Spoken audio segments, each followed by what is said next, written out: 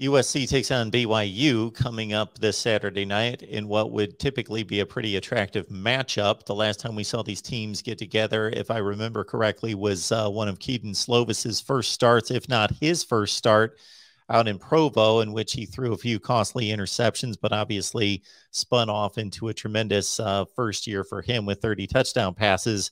We saw USC give up 62 points to UCLA. That can't be just a lack of talent. That has to be some effort issues, scheme issues, a lot of that working against USC right now.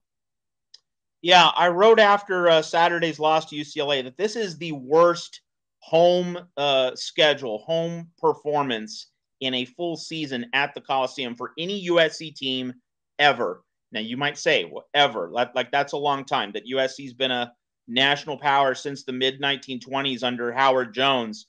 That's almost 100 years. But if you look at the worst seasons in USC history, 1-9 under Don Clark in 1957, 3-8 under Larry Smith in 1991, 2-5-2 under Jeff Kravitz in 1950. The seasons with barely any wins. You look at those games and their home schedules, their home losses were competitive. They were 20-12, 14-7, 13-6. They put up a fight in pretty much every home game.